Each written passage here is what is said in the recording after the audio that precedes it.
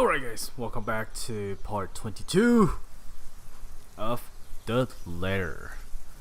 Seems that they're all still alive, so let's just do it without wasting any time, because this is going to be a long hour session. I used to think so back on the top of my game. I'm still sure of everything. Now there's just uncertainty sullying whatever decision I come up with. At some point, logic has simply stopped working here, and we started gasping at straws. Wait, I should check out the journals too. So I guess here the timeline, we never checked on these anyways. Oh man. Yeah, so here's all the timelines. So okay, cool. What the crap?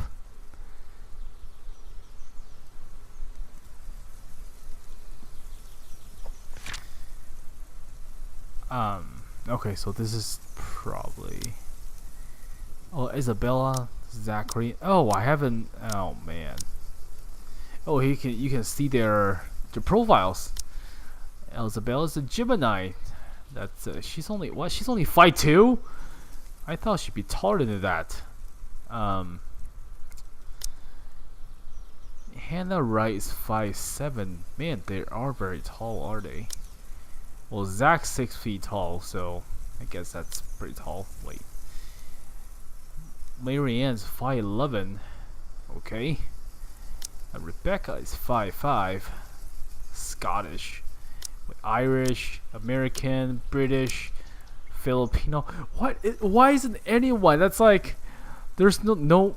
Wait, is any one that's American here? Oh, okay. So only Zachary is American. American Japanese. Okay. So that's interesting. So he's actually slightly shorter than Rebecca, and slightly younger than that. Luke is undiscovered. Okay, cool. Alright, let's get back to it, alright? Along with exhaustion, fatigue, and stress, we have enough kindling to get a fire burning. What? This not so pleasant kind of fire. Well, first, we can't just stay here. That much is obvious. But we can't just keep running like this either, Becca. Sooner or later, she'll... As if we have a choice. We can't even go back to our own homes because that thing might get us. No, we're safe. But dying is the last thing I want to do right now, Isabella. Not to a stupid chain letter. You were too gullible to pick up, bring with you, and show to everyone. Oh boy. I didn't do it on purpose. Becca, had I known, I wouldn't have... Hey, you two. None of us want to die to this. Just calm down. We ain't getting anywhere shouting at each other. Whose side are you on, Zachary? No one's. But we can't just say it's her fault. She did warn us not to open it, and both you and Ashton... That doesn't exempt her from any blame. She's still largely responsible for it. And you're not? I didn't say that! Do you really think I don't blame myself for this as well? I tried to warn all of you. None of you listened. Now you're blaming me for something I kept telling you guys since day one? You're just as responsible for this as I am. So now you're throwing it back at us? We wouldn't even be having this problem if you're... Well, you two cut it out! This ain't the place for I don't know, petty squabbles! If you don't want to get caught in it, then stay out of this, Zachary. Oh no, Zach. Don't stop her. Let her say it. I'm sure she has plenty more to say. Please don't make me choose an option. If I didn't know any better, she's already. Already what? You want me to say it? Out loud? That I find you in this whole thing? Alright, that's enough! You tell him, Ashton. Everyone, shut up! Exactly. They all fell to silence on my word, and an awkward, stifled mood descends between us. I do not mean to shout, to snap at them, to add that kindling, not a moment when anytime, anywhere she might get to one of us. We're all in the same boat, yet here we are, playing the blame game. Little by little we're falling apart, caving into the pressure, to the bleak situation we're trapped in. Did that ghost meant for this to happen? To divide each other so you can pick us one by one right after? Who knows? Anything is possible now if her kind can exist.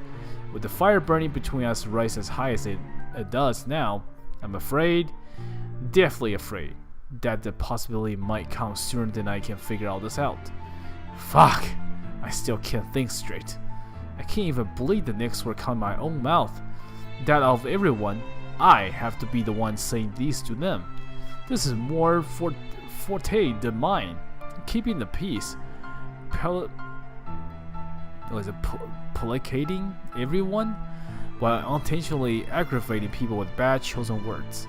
Funny how fast the table have turned after just one unfortunate incident. How am I supposed to be cope? If we all want to get out of this mess in one piece, we're gonna have to cool our heads first. Before my temper flares, I walk away and slide back to my car. If the door slammed more than force than needed, I'd like to blame the pent-up anger boiling up in me. I'm not even sure what or who I'm angry at. The ghosts, at them, or maybe at myself for being this useless? Because despite none of them saying it, I know, god damn it, they're still counting on me. In spite of my failures, or every harsh word I've uttered, or how unbearable I can be as a friend, is there when the tension after argument finally breaks, and one by one they follow me and get in the car. And a concerned glance and a shield my way when I start the engine without a word and drive off. It is in the silent and heavy gift their unwavering trust. Yet, it's the one willing to carry. I'm more willing to carry, even though my own exhaustion, if only to keep them safe. In this city, 68,000 strangers. They're only ones I have left. Through all seriousness, a good rest is still our best bet for now. Think of an exhausted brain is almost as running around in circles. We might as well throw ourselves in the ghost and be done with this. Local Irish pub may not be the best place to hang around when one hasn't slept a wink or you're stressed. More often than not, it's loud. Sometimes the music played by the drunkards gaze at ears and the whole place smells like piss on a bad day. All in all, it's a very definition of the last place I'll hang around after a wakeful night. But it's safe. Or as safe as it can be with G security watching the place. Makes it easy to find help in case you find yourself in a tight spot. The place being owned by the person I implicitly placed in my trust and provides some semblance of comfort too. Gregor Bartender G, or just G to his regular patrons, might be rough around the edges. Sometimes a bit too gruff for a man serving drinks behind the counter. But he belongs to the good folks of the city. If there anyone in this place I can rely on to look after people important to me, it's probably him. He means well. Surprisingly, despite his short demeanors cares to some extent for people he likely only see once or twice a week or on a bad day. Not the best job in the world in my opinion, but that's exactly it, isn't it? In wine there's truth. Alcohol in this case, it loosens tongue, force one to let his or her guard down, whatever inhibitions anyone has. It all flies straight out the window after a few glasses. It has made him observant too. Always one or two things to say about someone worth something. Most of the time it's me. Opinionated ass. But God knows how many times I asked for his help when I met it with dead end in a case where I'm in trouble. This time, no different. As expected, the moment we showed up, he's kind enough to offer us a room back in his shop. A single look at my face, I didn't even need to say anything. The next thing we know, he's leading us in. No questions asked. Maybe it's also for the reason why I find myself drifting towards his station hours later, after having gotten that much needed shut-eye. Newly washed drink glass and tumbler lines at the counter service when I enter the room. Behind the bar, G's busy wiping each of them clean, like preparing for tonight's use. Briefly, he glanced up at me. Once I cleaned one of the empty stools and grabbed a rocks glass sitting closest to my elbow, turning it absent-minded in my palm, just to think my hands occupied, while my brain's busy, still trying to make sense of everything. Even a dead hour, with only a few patrons milling about, this place still smells strongly of liquor. Honestly, I never grew fond of it. Regardless how many times I've made a trip or sat here on the same spot just talking with the old man, I've never been fond of drinking in the first place. Yet oddly, it's a nasty odor of brewery that keeps it clear the mind this time, along with the lack of establishment, usual hubbub, and an occasional clinking of glass. Even more bizarre is that, through my lack of words, G doesn't say anything. Although it's clear the way his mouth has curled up and tightened from that he has questions. A bucket load of them, as he wisely keeps it shut. Instead, he simply focused back on his work. Rinse, wipe, stash away, repeat, go. Going through the motions of such a familiarity, it's almost a trance. Watching his precise movement quietly like this, with these thoughts swimming inside my head, it's easier to lose track of everything around me. One solidly on this, one positive where it sorts us out, but would it work? Especially is my assumptions correct that the reason Zach was there yesterday morning was because of the curse. Something must have happened there for him to see the need to visit a place that morning. What if the couple has fallen victim to the curse too? It doesn't fall outside the realm of possibility. I was so biased, not even thinking that they might be in danger as well. But during the open house with Isabella, they might have seen the letter and... Fuck. Stupid. Some fucking detective I am. It's likely the moment when Cooper saw it. If the logic holds, I need to hurry there right away. If there are answers anywhere, it would be there. It should be there, where all the fucking mess started. It's not my only life on the line here. They are artists. What happened to us? I won't wish on anyone else, no matter how much I loathe them, or how complicated all this has suddenly become. The letter, the woman, the mansion, and how their voices lacing venom inside of every crevice in my head, murmuring that jeer, scoff, and deride whenever an opportunity presents itself. It's because you didn't listen. The hell? It's all your fault. Why won't you believe me? A reminder of what I failed to do and who I failed. At some point, they all began to blur together. Twining and coiling, every horrid image and memory of her seeking the forefront of my mind. No matter how I refuse to remember the fear I felt then, to push it as far back as I can, the visions come to me like a deluge. And before I know it, before I can drown, another voice pulled me out of it. You doing good there, boy? His hand on my shoulders, gripping it tightly and giving me a light shake. There's a relief in his face when I finally look at him, although his frown appeared more distinct than the concern in his eyes. It's deeper down, marred with worry and agitation. He does let it go when offering a small nod, but the furrow between his eyebrows never leaves his face. He always has a knack for reading people after all, even someone who can be as closed off or distant like me, and all the time spent in the forest. There's only one other person who's keen as this old guy, the chief. What? Oh, they do look alike, huh? Funny and weird to some degree. I pointed out to him so many times before how much they are alike. Only for the observation to be brushed out with a vehement tone. I have never brought it up again after the third time. Out of respect for the guy, whatever it is, it's clearly something he doesn't want to talk about. Why push it, right? However, during time like this, it's as possible for the thought not to come up. He even has to glare down pat. On his wordless scrutiny, I I feel like a damn looky again. You're looking a bit green. Sure you got plenty of rest back there? You were only out for an hour or two. Wouldn't hurt to try and get some sleep. I'll keep... No need. Don't worry about me. I won't be able to get some sleep anyway. Oh, so sorry, guys.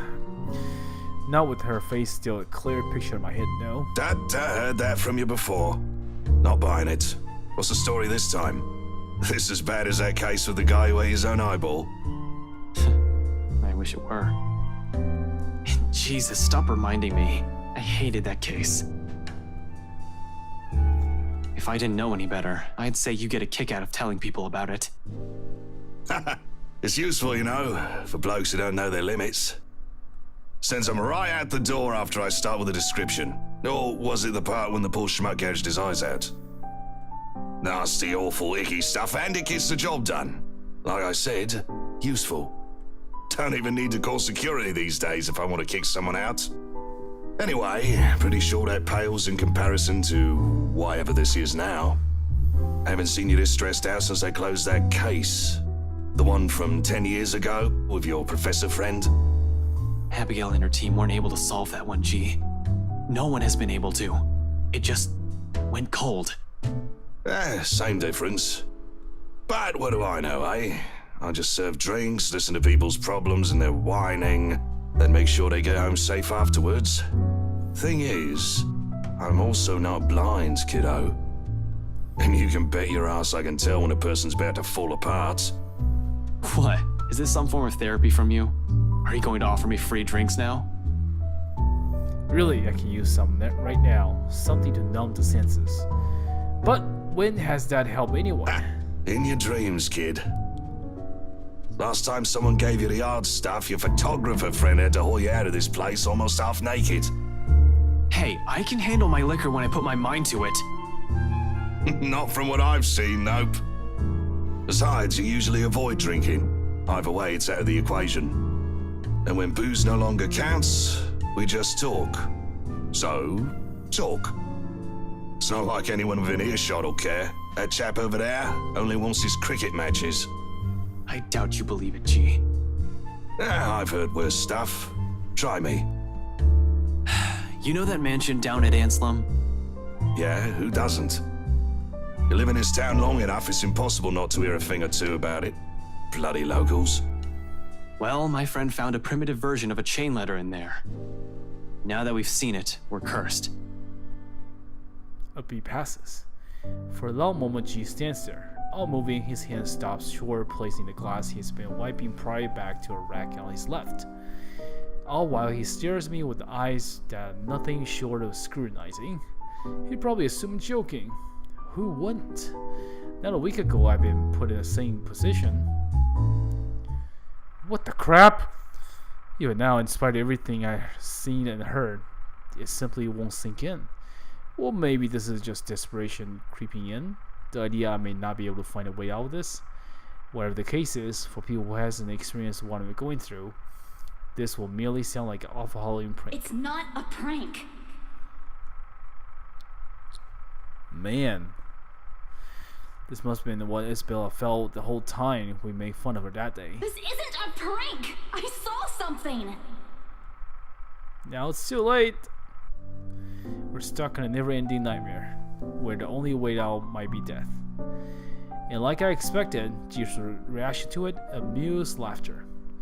It booms throughout the whole pub after a long bout of silence, like I just told him a particularly funny joke. Okay. Good one, kid. You don't want to spill. No one's forcing you. Seriously, though. Good one. Although I want to be angry with him, I can't find it myself. Can't even muster the energy for a scoundrel glare. Nothing out of a taste of my own medicine or the temper of annoyance bubbling at me. And I suppose, in the end, echoing her words is the best thing I can do. It's not a joke. Yeah, alright, good luck with that. You're on your own. Here I thought you didn't have an ounce of humor in that body. Guess I'm wrong. He shakes his head and lets out another chuckle before returning his task. By now, almost half the glass had been put away. The only one remaining on the smaller kind used to was shots and stem ones for cocktails. Despite being busy with his tasks, his amusement does not entirely disappear from his face. He keeps talking, as if I'm simply another customer he entertained with his stories. But we both know it's more than that. The wistful expression on him says anything. Can't believe you're the same rookie who walked in here almost a decade ago. Too smart for his own good, that boy. Has always been 2 steps ahead of things. Now he's here, sulking. I must have screwed up somewhere then. I must screw up a lot for the thing suddenly shift like this, for me to become a mere shadow of the person I used to be. Nah, I don't think so. This one, screwed up? Not by a mile. It's too early to say. You've still got several years ahead of you, Holmes. Take it easy. But some things change, eh? It has been years, and you were a kid back then. You know, the sort that's a bit unsure, making all the horrible decisions in life he'd eventually be embarrassed to talk about. You never stopped calling me kid, though. Well, you still are. It's just that this time, you're sure of who that badge and gun is for. What was it you police types usually say? To protect and serve, yeah? A significant pause follows at his heels. From both of us, as he allows the meaning to sink in and spur something in me, stirring a feeling both heavy and forceful, but not completely unwelcome. Familiar. So before I can even clarify what he's trying to imply or gather my thoughts on the matter, Jeeves turns away to begin his work on the silverwares. He'll need those too. Once more, a patron coming for lunch. Slow and easy. A sharp contrast with the string air we've been wording through these past weeks. A fleeting moment, but one I allow myself to relish, if only because of his absence lately. The way things are now, this is almost a gift. So when all ends in the loud shuffling of foot from the adjacent hallway, a sign is all that leaves me. There's no need for me to look up to know who it is. Zach's trains alone are telling me there's always a weighted set to them. Steps are taken with a lazy cadence. Like he's always trying to make himself smaller, less conspicuous than he actually is. In a place he's unfamiliar with, he tends to linger, standing awkwardly at the sides, as if he's too afraid to break something. That way he's waiting for permission or of some kind. Either way, he's never been the kind of barreled head first into things or forgo courtesy, despite his appearance. Much like Rebecca's mother, Haining believes her fiery temperament, or Isabella's rare display of maturity, appear at odd with her youth. There has been a lot of those in my life, it seems. More so from the people I grew closer to over the years. Walking contradictions, we all are. It's a wonder how we end up as friends in the first place.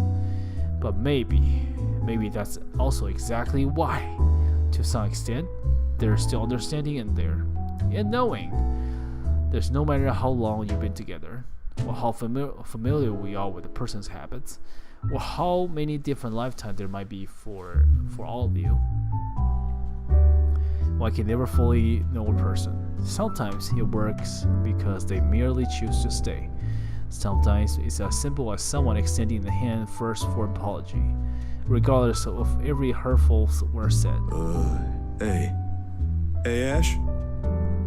This time, glance at him, briefly gauging the mood. Not because reconciliation is an issue for me. Between us, it'll never be.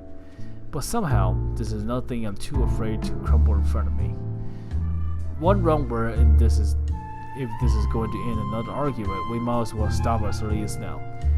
There's another long pause from him, during which he can't seem to figure out what to do with his hand.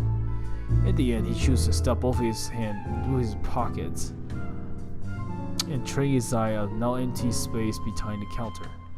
Without a notice, G slid back to the kitchen, leaving the only two of us everything awkward in the world at the moment. Still, Zach Truge's son. A hopeful tune slid into his voice, simply because it's the only thing he knows to do. Did you Did you, get any sleep? I would like to sleep. It's a start at least. A safe one. But a start. At least I can offer in return the rare honesty. For a few. A few hours, yeah. Curt, brusque, not an ounce of friendliness in it. In spite of it, Zack takes a sign. Take it as a sign. Relief washes over him as his shoulder relaxes and he relieves a tense breath. Soon he's closing the distance he has put between us and flop onto the chair to my right. I think the better question is if the dreams are pleasant. And for the record, no. Yeah, I know what you mean. I get those a lot. He shifts his seat, cough drums his fingers on the counter for a short while, and then falls silent. That's it. No apologies. Somehow, that short exchange is all we need. The air changes again, much like everything we've known lately. Maybe not for the better. Not yet, however. It's less suffocating, with less hostility and resentment. The kind was easy to pretend, easy to forget. Now, not that there's a thing that will happen anytime soon, but one can dream. In a situation where death might come knocking at any time, it's these little hopes we cling to. It's these little things we wish would happen again. I'm not an optimistic person by nature. Hopeful one day, maybe, but I'm never optimistic. So I want to believe there's a way we'll live through this nightmare. It's funny how we'll look on all this to spur these kinds of thoughts in me. I can't even remember the last time something like this has occurred to me. For some reason, after seeing one harrowing thing after another, I simply forgot. Why are you suddenly smiling like that? Huh? Oh, no, I was just thinking about something. Well, it better be something that'll get us out of this mess. What makes you think I know how to fix this? Until 2 days ago, I didn't even believe a word you guys have been telling me. Zack, I function better when I'm dealing with homicide cases. Hell, feel free to throw in the usual robbery and missing persons case into the mix. I don't care. Give me a few days and I'll give you a lead. This isn't how I operate. This isn't what I'm good at. For all you know, I might even end up getting us killed. I have no idea what I'm doing. Well, the fact that you're frustrated but still trying already means something, Ash. Besides, you don't make that face unless you already have an idea. It can't be any worse than this. Maybe. What's on your mind, Ash? There really is something about Z-Man. But turn your back on him, I tend to share things with him. Things I won't normally say to the other. Unlike her, who pushes, sometimes with the same tenacity as her moods, Zack has this strange tendency to ease people into telling him what he wants to know. Oftentimes, the question feels so subtle, it catches me off guard, with less force and more forbearance. After all, out of everyone, he's the most grounded. Really, he's like an older brother I never had, the kind you can depend on when things go sour. The kind you can tell things simply because he'll listen, without forcing his own opinion on you. We still have one more lead we haven't checked. I'm gonna look into it tonight. It doesn't take too long. It doesn't take him long to put the two and two together. His calm expression abruptly dissolved to worry. The second he realized what I meant. We have already examined the letter, read through piles of documents. There's only one we haven't given a once over. The mention. Of course, Zack might need a kind of push, but that doesn't mean he agrees with everything that comes out of my mouth. It's his way of keeping me steady and on my feet through the years. Hold on, didn't you tell me not to go in there? Whatever happened to stay away from Luke Wright? You're an unarmed civilian, Zack. And so? So, I want you to stay here and keep yourself safe. I probably won't take too long, but I don't know what might happen. I'm not even sure if I'll find something in there. G will keep an eye on you guys. G? If you need anything, that woman shows up, just holler. He'll help out, no questions asked. You don't even need to explain anything. He's not willing to concede. Not from the minute he gripped his knee with the ridge set to his jaw. I'm going with you. You can't go in there alone, Ash. I heard something. The morning I was there, I heard someone scream, and then there was a woman crying, and I don't know what's going on inside that mansion, but I am telling you, you shouldn't face whatever's inside alone. Before I can stop myself, a heavy breath escaped my mouth. It's one of those times again, where Zach means well, but he's completely missing one point I'm trying to make. When things take a turn for this, when he get a mood like this, he's almost as headstrong as Isabella. How and where do I even start? Start by saving.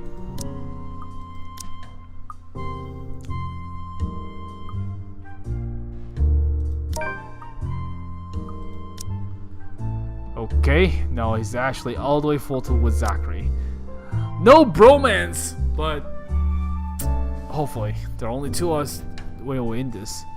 I agree with him and take him out with me, or I agree with him and drop the idea altogether. Neither appeals more than the other, especially when we're already desperate for answer in the way out. If all it'll take is a little more honesty to make him drop this hair-brained idea, so be it. Look, man. Bro. Z-Man. Zach. Zachary, listen. I know you only want to help. Like hell! This ain't just about helping, Ashton! You're throwing yourself in the thick of it, on your own! Man, he's pissed off. Was your fall last night really that bad? Did you hit your head hard? I honestly can't tell if you've gone stupid or just plain suicidal. My head's okay, Zach. But it won't stay that way if we don't do anything about this. Someone has to. Seriously, this is already a desperate move. The longer we daily, the faster we're losing our options. Do we even have one? Looking back at it, this whole business with the ghost seems perfectly set up for to drive us into the corner. Either until we lose our minds or she gets us. It's starting to feel as there isn't an escape. We've already become her playthings, and the second Isabella found out later that our lives are in her hands ticks me off in the big time. But the idea of watching the people I care about die hopelessly, more so. They're much safer here than with me. It's a selfish thought, I know, born out of fear. So, in case things go worry, the very last thing I want to happen is for Zach to take all the fall with me. I've already made enough mistakes. And that means it's just you. Just me. Suddenly he climbs up. Although his actions, the relentless shift in his shoulders, his mouth pressing closer on the tight line, and how he starts to off again with a quiet note. It all gives away his real thoughts, long before two words have been even made out of his mouth. I'm sure you already know about this. Maybe this is you trying to make amends, or whatever. I don't know. But if something happens to you, it'll be just that. You'll just be another dead body out there. Please, don't do something like this. Don't worry. I'm not stupid enough to get myself killed. I just want things to go back to normal, Zach. I might get you killed. Another dead ear falls at his heel of that one omission. The meaning of my words too, heavy, too striking, it stunned us into another lull. Optimism aside, we're both aware that that's impossible. We're going to have to deal with the trauma right after. There'll be images, the voices whispering inside our heads, the foreboding feeling, the stench of blood, gore, and death trailing after us. We may survive this, but those things, they'll remain us for a long time.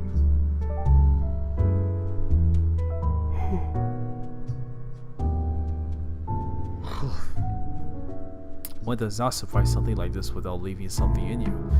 Just the mere thought of what might come right after makes me dread about it.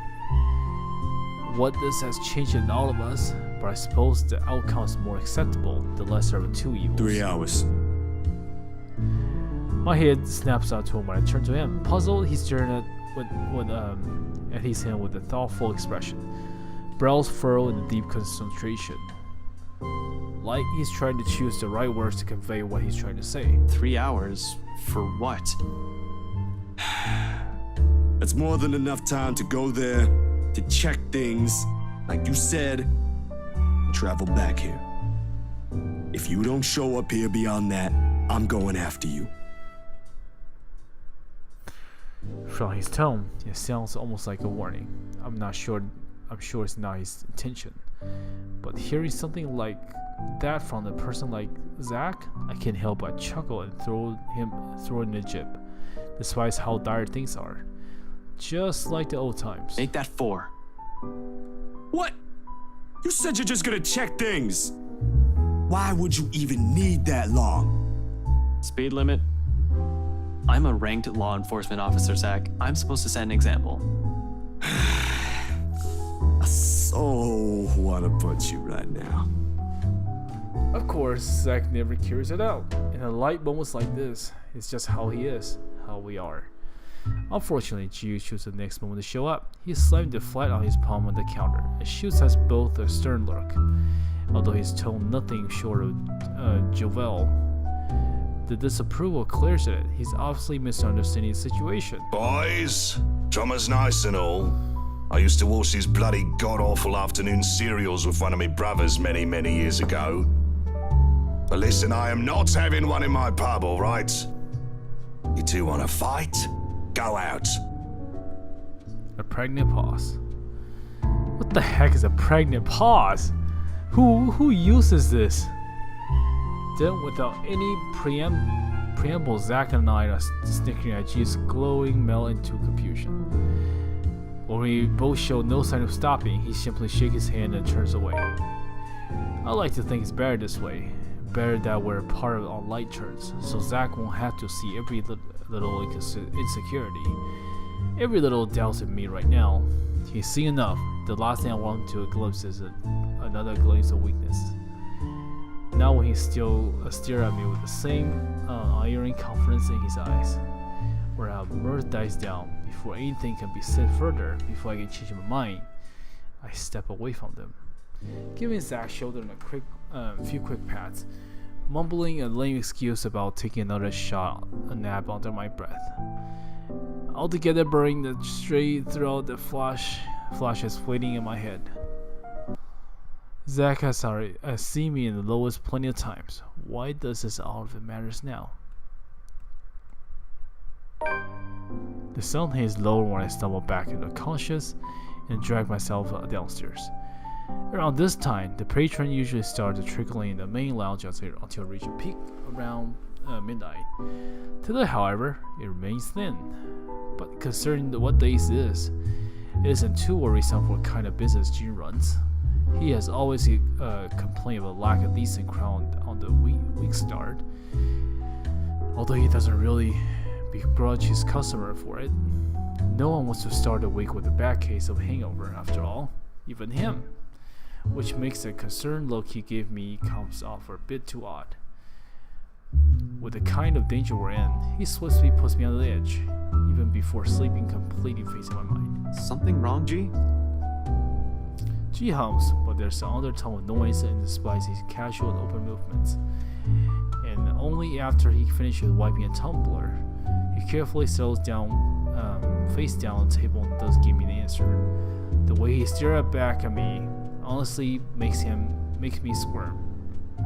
It feels like being stared down by my primary school teacher for sleeping in class again. Nothing much. Monday's still a slow day for this place. But you might want to check on your friends, kid. Looks like one of them woke up on the wrong side of the bed while you were out.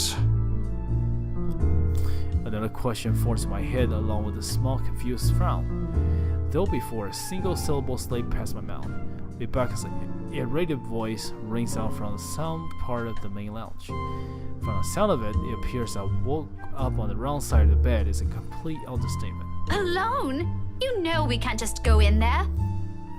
But we don't have any other choice, Becca! There's really no other way. We have to go there. If you'll just...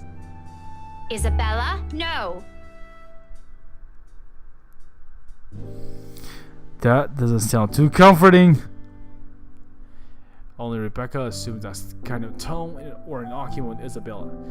It usually ends with one of them walking out, both of them giving the other the silent treatment.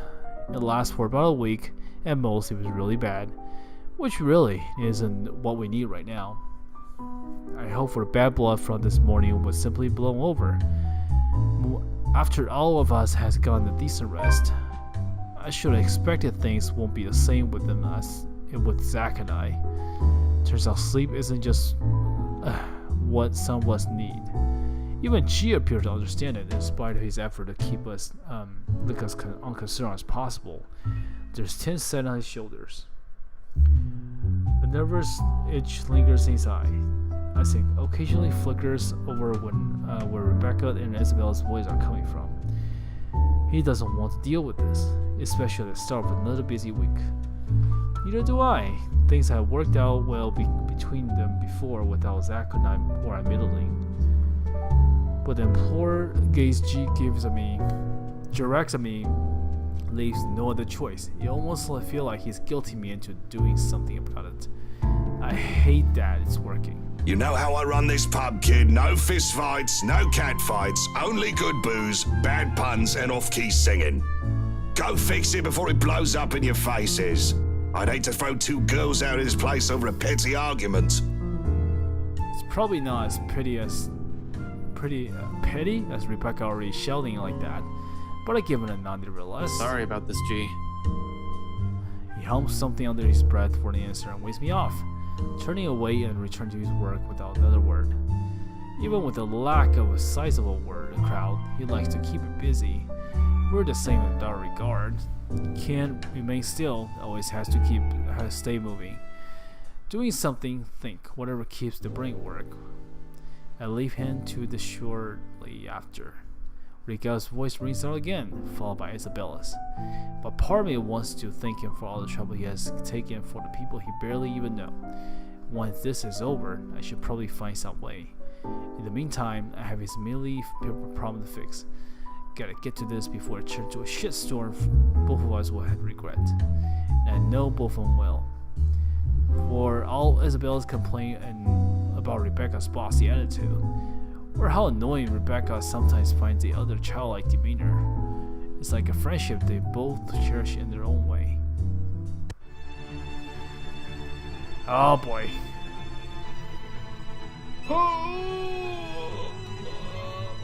Maybe I should leave the fight until next time. I'm getting super tired for some reason. I don't know why.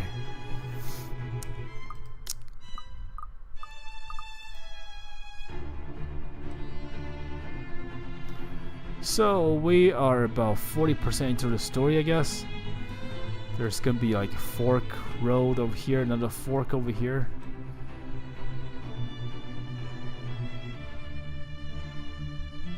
Yeah, okay.